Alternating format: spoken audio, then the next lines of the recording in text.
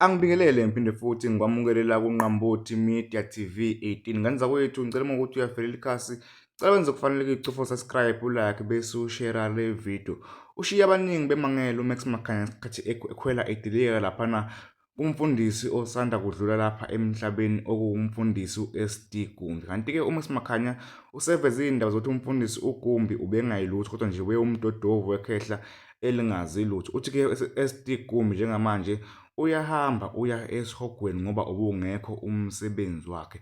Kanti ke lenkulumo kaMax Makhanya lapha enkundleni yokuxhumana thinteke abantu abaningi laphana baphawula ngendlela abaphawule ngayo buvuka ubuhlungu kubona ngomfundisi obedume kakhulu ngentshumayelo zakhe ezakhayo futhi eyifundisa abantu izinto eziningi lapha emhlabeni. Kodwa ke ngaloko ukukhuluma kakhulu ngani zakwethu ake uyibone nansi ivideo kaMax Makhanya esabelalela lapha enkundleni yokuxhumana uTikTok nokuyila akhwele khona wadilika kumufi okumfundisi uGumbi.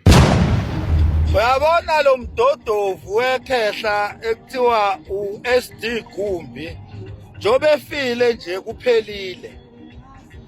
Yekani ukuloni bangisicefe lana nithi uyezulwini uyembusweni wezulu uthatha uNkulunkulu. Shidi lonto le ufile phelile futhi. Uyabona?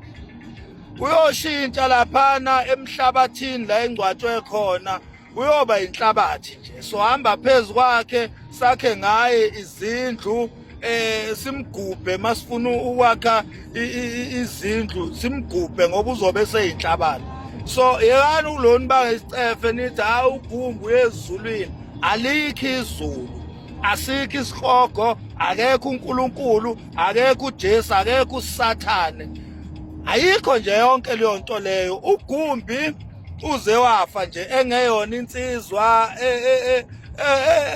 eyibhoqongwana nje lazi labo mdodovu kwaba yikhehla elihambe lithi amen indlela yonke lisangana lithi liyathandaza.